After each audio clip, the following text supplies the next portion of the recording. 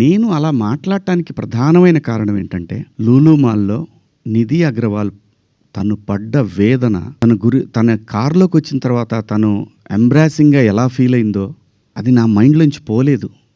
వారం రోజులవుతున్నా నా మైండ్‌లోంచి పోలా.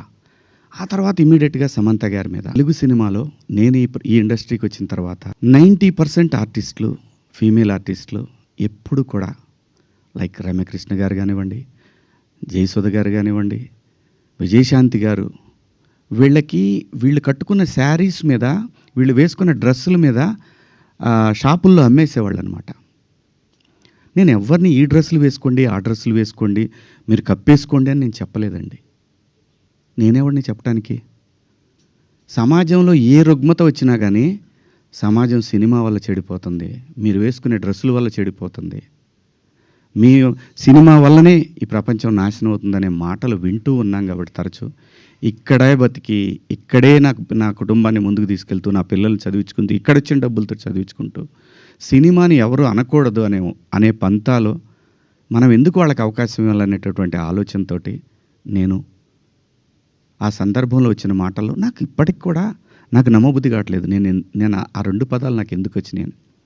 ఇందాక మన జర్నలిస్ట్ మిత్రులకి నేను నా ఫోన్లో ఉన్న మెసేజ్లు చూపించాను. ఏమని?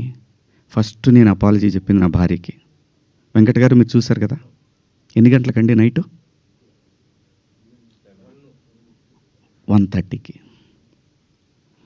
11:18 మా వాడికి నాకే ఎందుకో కొట్టింది, ఏది జారింది, క్షమాపణ చెప్దామని చెప్పి బాత్రూంలో, ఇంట్లో వాళ్ళందరూ బాధపడుతుంటే బాత్రూంలో షూట్ చేసి నేను మా వాడికి పంపించా.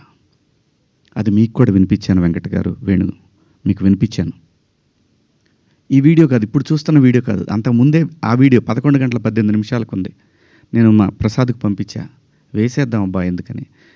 అది అందరూ ఫ్లోలో వెళ్ళిపోయింది, పెద్దగా ఏమీ లేదు, ఎందుకు కెలుక్కోవటం అన్నారు.